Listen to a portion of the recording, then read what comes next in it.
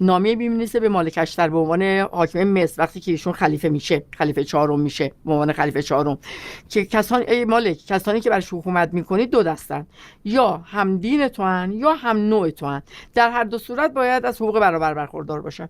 یعنی اصلا این حقوق برابر اصلا تو جمهوری اسلامی این حراست ها و این رد کردن ها و زندگی و کار و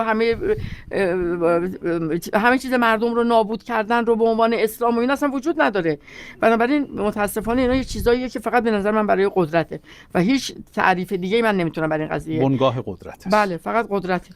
خب حال دیگه من برمیگرده به اون چیزی که تحت عنوان بن سلمانیزه شدن شما مطرح کردید و مسائل دیگه. این رو بگید تا سوال پایانی رو من بپرسم. چی میگفتم اون موقع؟ آره، نه الان نظرتون چیه؟ آینده ایران رو در رهبری سوم چگونه میبینید؟ ببینید، من اول یادآوری کنم که مثلا با ولایت فقیه همراه نیستم. یعنی وقتی امر واقع مخاطب بگیم، وقتی حکومت دینی رو میگم مفید نیست برای کشور، اصلا یعنی ترجیح من اینه که اصلا ما ولایت فقیه نداشته باشیم. ولی وقتی وجود داره و قراره حالا رهبر سوم تعیین بشه، خیلی‌ها فکر میکنن که شما میگید که حتما باید نه بدید. اصلا نباید باشه. تو اگر اصلاحی ما یه زمانی داشتیم قانون اساسی دچار یعنی قرار شد بازنگری بشه، به نظر من اینا چیزایی که میشه روش بحث کرد.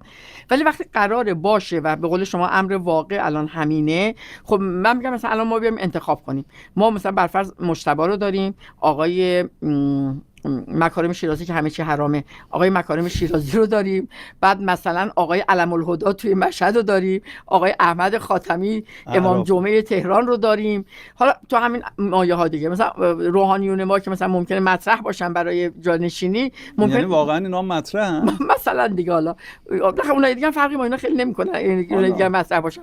خب بین اینا من باشم مجتبی رو تایید میکنم. یعنی میگم باز مجتبی جوانه، یه احتمال میدیم به خاطر همین جوانیش مثلا بشه شبیه بن سلمان عربستان.